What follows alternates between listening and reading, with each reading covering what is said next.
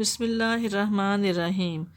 رسول پاک صلی اللہ علیہ وآلہ وسلم نے فرمایا، جو شخص غصہ پی جائے جب کہ وہ اس پر عمل درآمد کی قدرت رکھتا ہو تو اللہ اسے قیامت کے دن برسر مخلوق بلائے گا اور اسے اختیار دے گا کہ جنت کی حوروں میں سے جسے چاہے منتخب کر لے۔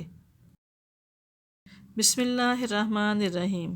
حضرت علی رضی اللہ تعالیٰ عنہ سے مروی ہے کہ جو شخص شام کے وقت کسی مریض کی عیادت کے لیے نکلتا ہے تو اس کے ساتھ 70,000 فرشتے بھی نکلتے ہیں جو اس کے لیے صبح تک بخشش طلب کرتے رہتے ہیں، اور جنت میں اسے ایک باغ بھی حاصل ہوگا۔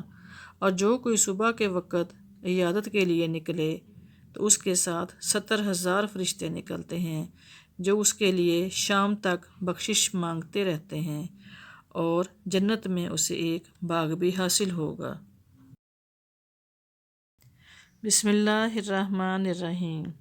حضرت جابر بن عبداللہ رضی اللہ تعالیٰ عنہ بیان کرتے ہیں کہ رسول اللہ صلی اللہ علیہ وآلہ وسلم نے فرمایا، اپنے آپ کو بد دعا نہ دو، اپنی اولاد کو بد دعا نہ دو، اپنے خادموں کو بد دعا نہ دو، اور اپنے مالوں کو بد دعا نہ دو۔ ایسا نہ ہو کہ وہ اللہ کی طرف سے عطا اور قبولیت کی گھڑی ہو، تم کوئی بد دعا کرو کہ اللہ تعالیٰ اسے تمہارے لیے قبول کر لے۔